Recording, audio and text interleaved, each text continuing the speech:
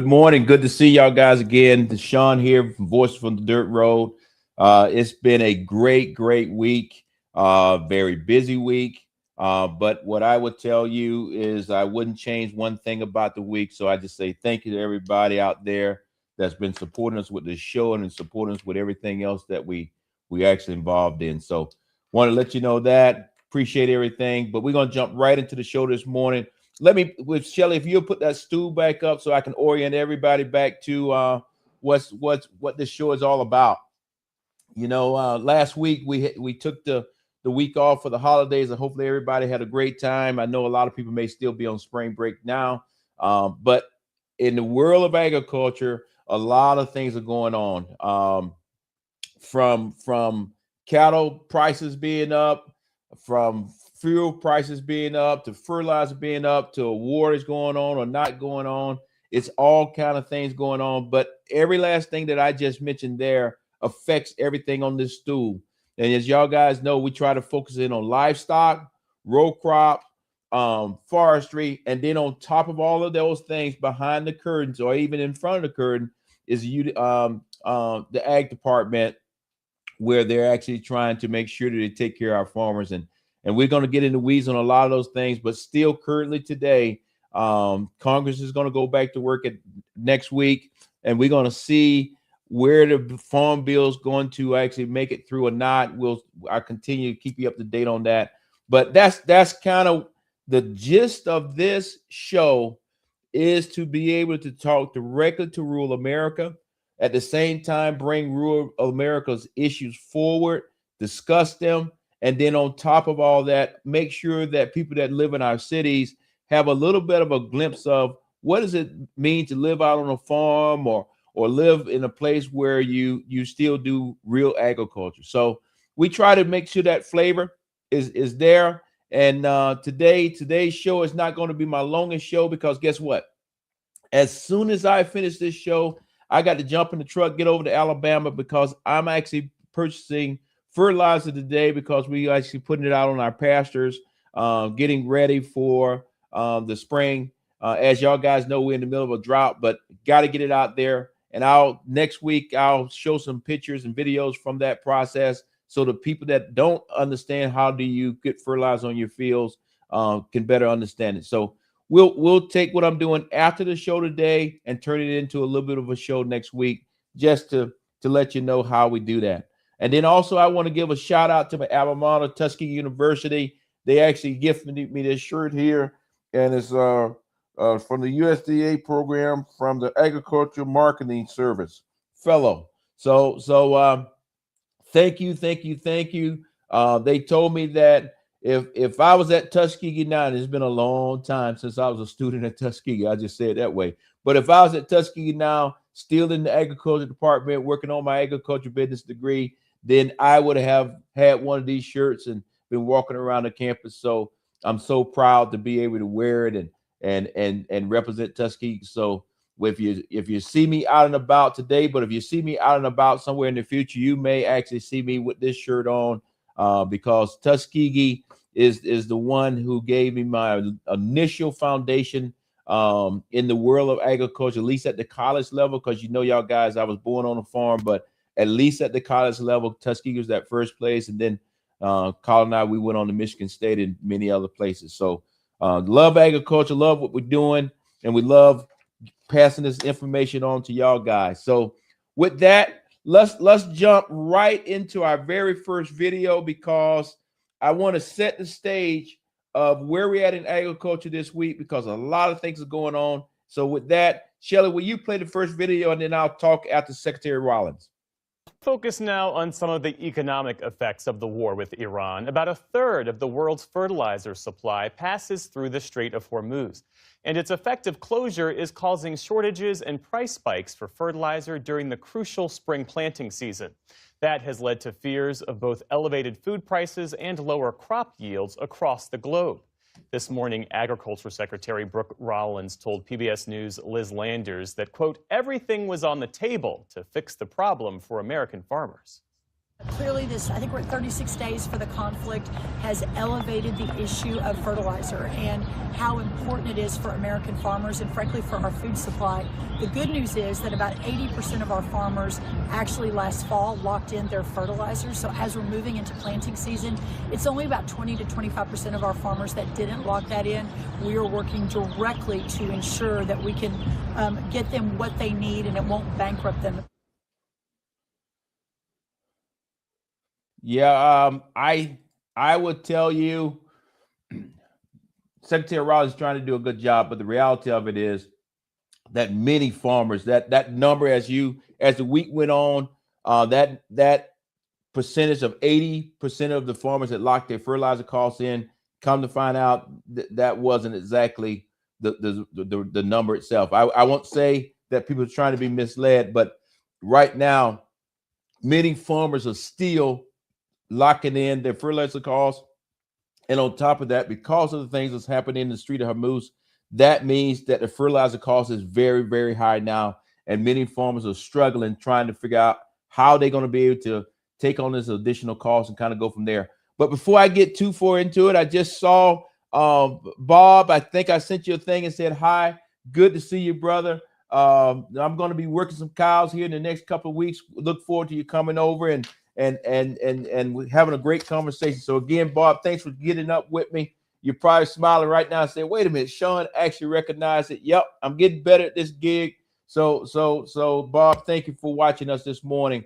But back to what I was just talking about, that many of our farmers were waiting to see, this is prior to the war, was waiting to see what tariffs was going to be and what was going to bring down fertilizer costs. So they did not lock their fertilizer costs in. Now we done got into the war and the Strait of Hormuz. The Strait of Hormuz, as of right now, is we pray and hope that the ceasefire holds. But the reality of it is that ships are not really going through. And then if they go through, it looks like Iran is going to start charging a toll. And if they charge that toll, that means fuel prices, diesel prices, oil prices, fertilizer prices, and everything else potentially is going to stay high. So as farmers, we need to stay on top of that so that we can manage what we're actually doing. With that being said, I'll talk a little bit more about that during my the rest of this show, but I want to move into something now just on a positive note, because as a cattle farmer, livestock, as a cattle farmer, that's what I do. I run a cow-calf operation. Love it. We're still growing our herd here in a little bit. Like I mentioned to Bob, in about two or 3 weeks, end of April, we will start the AI process. We'll film that and show everybody how that process works. But the reality of it is, cattlemen like me throughout the country, we are making money on cattle. In theory, and reason why I want to say in theory is because when you sell your cows or you sell a calf, you get a check and you say, wow, I got a lot of money, $2,000, $3,000, whatever it is. But if you don't actually take the time, the reason why I bring this up, because I talk to a lot of cattle farmers, we love to talk about the check that we received or what somebody gave us for a cow or a calf, but we don't talk about how much did it cost us to actually produce that cow or calf. And what I mean by that, fertilizer costs, fuel costs, any veterinary bills, how many things of input you had to put into that was taken out of that check that you received. And I think as cattlemen, we need to start having the hard discussion on, are we really making money or we're not when you start adding all your costs in? Because just like everybody else in the country, especially our row crop, our cost is also going up. That means that your profits are coming down. And the question is, are we actually making money or not? Now, I will tell you on the cattle business, one of the reasons why we're making money is a simple thing of supply and demand. And the ones of us that work in the business world or got your MBA, that's very easy. But supply and demand is this. Cattle the size of the herd is the smallest it's been in roughly about 75, 76 years. That means it's very small, but our beef is great and demand is up and people are still going to the grocery store buying it every day. Hence, the demand for us out there to raise cattle is still high. That's why prices are high. But the question is this: as everything continues to go up at the grocery store, will everyday people continue to buy our product? And if that continues to happen, we're going to continue to make money. But if they decide to go in a different direction, buy chicken or buy something else, or don't even buy any protein at all, then guess what? It collapses on us and we're in a major problem. So we need to have a great discussion on that. But let us move into our next little topic on the cattle, because that is my area that I love to talk about. So let's, Shelly, tee up the cattle piece, and I'll come back and talk about it on the back end. Herd has dropped to its smallest size in 75 years, with just 86.2 million cattle and calves on farms. That's roughly one cow for every 4 Americans. It's keeping beef prices high from the farm to the grocery store. Experts say rebuilding the herd will not be easy. Rising costs for land, feed, and equipment, along with strong demand for property, they're all keeping many farmers from expanding. Supply will stay steady to lower, which in the short run, from a supply perspective and a price perspective, will keep prices elevated, if not higher than what we saw last year. And even if herds begin to grow, it could take more than a year before beef reaches grocery shelves, meaning high prices, well, they may stick around for the foreseeable future. Now, those beef prices are going up across the country. The U.S. Bureau of Labor Statistics says a pound of lean ground beef currently costs about $8.34. Last year, it was $7.55, and in 2022, it was $6.52. Reporter Ellen Ice spoke with a beef producer and seller in the Bluegrass State who explains why it's happening and how you can cut costs. This is Amanda Hall with Halstead Farms and Meats. A couple hogs last year, so this is their pork. We have pork chops, sirloin chops, your ribs, sausage. They're a local beef producer right outside of Lexington. Here we have our ribeyes on the bottom. Then we have some T-bones. Amanda and her husband Reed call the current beef market the perfect storm. The cow herd is at its lowest number that they have been at in 70 years. So if you think about the supply and demand, you know, naturally whenever the supply is a little bit lower, your prices will go higher. And according to the Halls, that's because of a few things, like the age of farmers, consecutive drought years in the West, where majority of cattle production takes place, and the price you can get right now for a beef cow. You're seeing older gentlemen sell entire herds, people selling animals to pay debt down. But they say beef is still what's for dinner. They are still choosing beef. They're still grabbing the ground beef, the steaks, the roast, because they know that is such an awesome protein. To stretch your budget, they recommend connecting with a local producer and bulk buying, like getting a quarter, half, or a whole cow. And the bulk pricing is much cheaper in the way that from a fillet all the way down to, say a chuck roast, if you will, your pricing per pound is all the same. Cutting costs We have a beautiful tomahawk right here.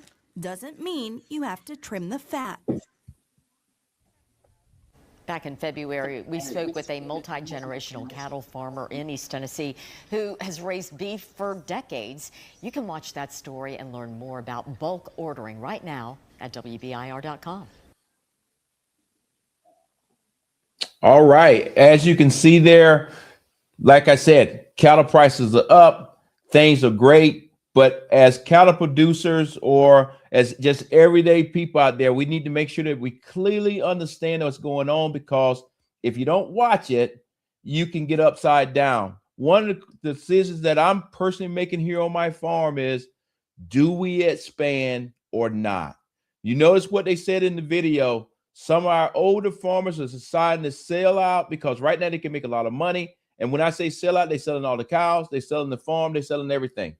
I would tell you the one thing I don't want to see is investors come in, and the next thing you know, a beautiful farm has 40 or 50 houses on it. I'm not against houses being built, but I am against farmland being taken up, because as it disappears, you're never going to get it back. So one of the decisions that we'll be making here on my personal farm, and I know other farmers that I talk to are going through that same process of right now, yes, money's tight, things are high, but is this the right time to purchase more land? Is this the right time to purchase more cows? And all of those particular factors, because as far as the land piece, that's a whole different discussion. We'll have a show on that. But then on the flip side of the coin, when it comes to the cattle piece of it, is this. If you can afford the cattle right now and you got the grass and you can expand, I would recommend doing that. But at the end of the day, I would also say to just everyday people, if you plan on getting in farming or getting in this business that I'm in, do it. But think about this. This is not easy. This is a long-term decision. This is a generational decision. And you need to make sure that you clearly understand that when you get into this type farming or any type farming, depending on what scale you're trying to be at, it is hard work. It is not something that you're just going to be able to walk in here today and walk away. So I think you really need to think through that. And you got to be hands-on. You got to be hands-on. You can't be sitting in some corporate office thinking that you're a farmer. No, you got to come out here and get dirty with all the rest of us if you're going to do it the right way. So we will continue to have these discussions. I plan to have some shows that we actually break down. Is now the right time to buy farm property, or is this the right time to buy cattle? Yes or no? And then so that if you decide to get in this business, or if you're already in this business, maybe I can help you with your decision making. I won't tell you what to do, but I just want to provide you with the information so that you can make a better decision on what you want to do. But I would tell you up front, that with everything that I got going on my farm, it is work. So like I said, as soon as I get off this show this morning, I'm jumping right in the truck and I'm headed to Alabama to buy some fuel. I mean, to buy some fertilizer. So let's just move just a little bit. Let me check and see if I got any more comments. Hold on. Trying to get better at this thing. Everybody just pretty much saying good morning. So please, good morning. Thank you. Thank you for all the little comments of saying, Sean, we proud of you. I don't know what you're proud of me of. I'm just doing a cattle Voices of the Dirt Road show.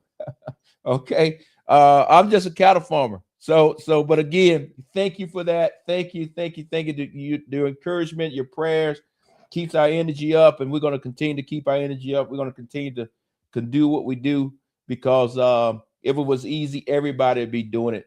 And that's the life of farming. But let me just touch one more thing. Currently, as y'all guys know, I spent many years in the service, many years in the Middle East, and we have now been in a war now for I think about 40 days. Don't quote me on that. We have lost some lives. God bless their souls. But in addition to that, right now, I think we're still supposed to be in a ceasefire. I hadn't really looked at the news early this morning, but what I do know is this: is it? I'm not sure if it's going to hold, and if it does hold, I'm not sure if Iran's not now going to start charging every ship that goes through, which in turn may keep the cost of oil and everything else high. So as farmers, we need to take this in consideration as we move forward. With that being said, I have one more video. We'll talk about what's currently happening in the Middle East, and then from that, we'll close the show out. So if you have any questions that you want me to address, please put it in the chat right now when this video come up. And if I see it, I'll try to address it on this show. If not, I'll address it next week. Shelley? Now the White House is preparing for peace talks as the fragile ceasefire between the U.S. and Iran remains intact. And according to CNN, Vice President J.D. Vance and other senior members will go to Pakistan this Saturday to continue the conversation.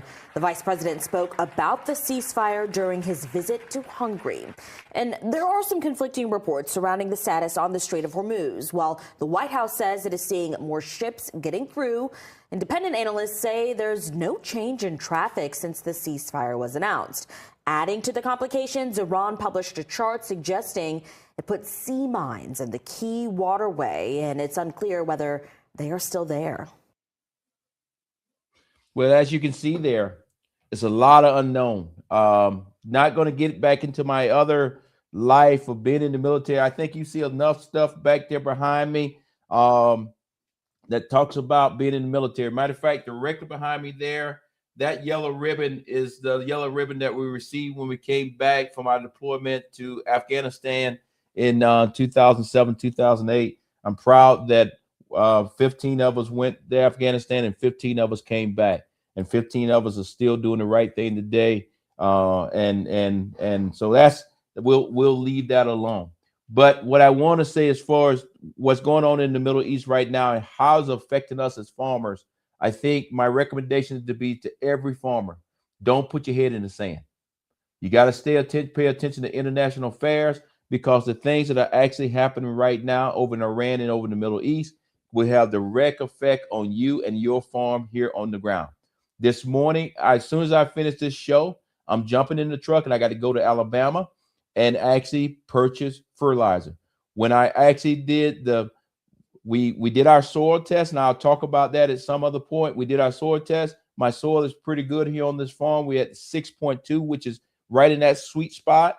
So I don't need that many different things to go into my fertilizer. But on the flip side of the coin, I was thinking about putting chicken manure out, and come to find out, because demand is so high right now for fertilizer, and fertilizer cost is being so high, that chicken manure costs more than my fertilizer, because all the farmers are moving toward chicken manure this time. So demand, supply and demand is everywhere.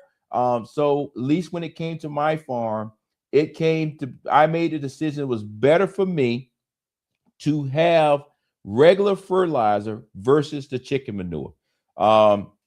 One of the things, I just put a little caveat out there, nothing's wrong with either one. There's a lot of science behind both of them. However, if you get the chicken manure, 9 times out of 10, you're going to have weeds and stuff all in your pastures. Where if you get the regular fertilizer, you have a decrease on that. But just for me, today, the price of fertilizer is cheaper for me to go get the fertilizer that's mixed specifically for my soil test versus chicken manure. So I will be going today, but what I will tell you is this, and you'll see this in next week's show, is the price that I'm going to pay. The reason why I'm getting this price today is because we locked it in. And when I get there, I can't go down there talking about I'll pay you next week or I'll pay you next month. No, I got to write a check today to lock that price in, because every day the price of oil is going up. And if the price of oil goes up, fertilizer goes up, diesel goes up, and that is the price that you actually pay out there. So just give you that little bit of insight, because farming now is tough. It's still fun, but you got to stay on top of everything that's going on in the world, internationally, nationwide, and then also locally. So that's where we're at right now. I will tell you, like I say every week, as you know, I mentioned that I was a veteran, and I mentioned that 15 of us went to Afghanistan and 15 of us are back home. I'm proud of that. I'm also very proud that the fact that none of us are to the point that we want to make a short-term decision for an issue.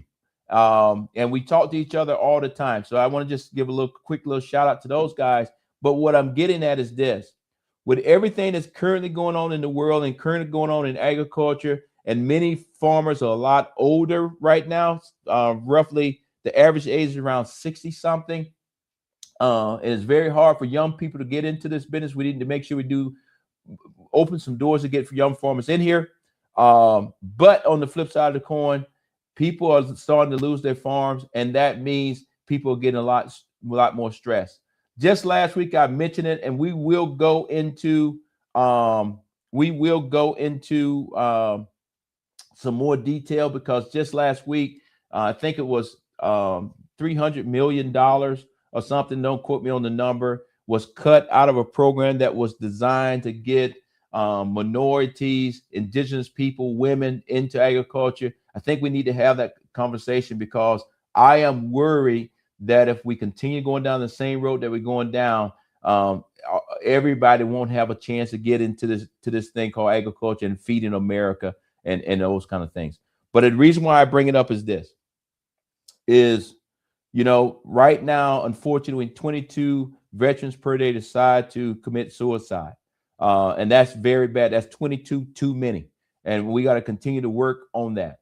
But on the flip side of the coin, farmers are actually committing suicide at a faster rate than veterans. And part of that issue is you live in a rural community. We don't actually have any mental health facilities or wraparound services. And then sometimes it's just pride, to be honest with you. I don't want to go talk to nobody and tell them about my problems. But the reality of it is, when the bank tells you that you the 5th, 7th, 8th, 10th generation that's been on this farm, but you the one going to lose it because you cannot afford to get the fertilizer, you can't afford to get the diesel, you can't afford to get the operating costs to run your farm this year, then we got too many farmers that are deciding to commit suicide. So that's something that I do every time is this: no matter what the subject is, I'm going to come back to it because I think it's very important. Just like I think it's very important for our veterans. Here is the number. It's 988. Very simple. Call that number and you can get somebody on the line and they can talk to you and help you, because all it's about is getting to the next day. The sun will come up tomorrow and things will look better, and we can get somebody to help you, because at the end of the day, the last thing that we need is for this industry of agriculture to collapse in on itself. And because if agriculture in the United States collapses, everything collapses, because agriculture, farming is the #1 business in America.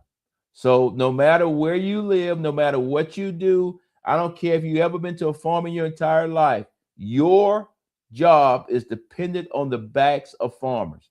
And if farmers actually collapse in on themselves, the next thing you know, Atlanta, New York City, California, and everybody else is going to start collapsing on themselves. So right now, farmers in a pickle. We got some subsidies that's supposed to be coming out. We'll see if they're going to get there in time. But the banks are not saying yes like they used to. So we're in a situation that we got to put our hands back around our farmers and help them. So, hey, this morning was a great show in this crazy week that we have been in. And if you know me personally, you know it has been a crazy but a very rewarding week. I want everybody to clearly understand that the way Sean Harris' mind thinks is sometimes you have to fail to be successful. Sometimes you have to fall down to understand how to get the hell back up. And if you truly know me, people talk about all the awards and accolades and education and stuff I got. But what I always kind of keep in my mind is those points in my career in the agriculture world or whatever I was doing where we fell short. And then that process of getting back up on your feet, standing up, shaking, dusting yourself off and moving out. And this week here was one of those weeks that we did some amazing things. We didn't get where we wanted to be, but we already back up on our feet. Nobody got their head down. Nobody's looking sad. We're moving on and moving in the right direction. So again, to all of those people that support our show, to all those people that support everything that we do, all those people that I see at Tractor Supply, Walmart, or anywhere else, thank you for your help. Thank you for your prayers. But I don't want anybody to be down, because I'm not down. Whatnot. I know some people were like, well, Sean, you okay? Yes, I'm just fine, because guess what? Things like that don't define you. What we're all about is helping farmers and helping everybody throughout the United States and right here in Northwest Georgia where I live. So That's what the focus is going to be, and we're going to continue to do that. So you'll see me out and about here real soon.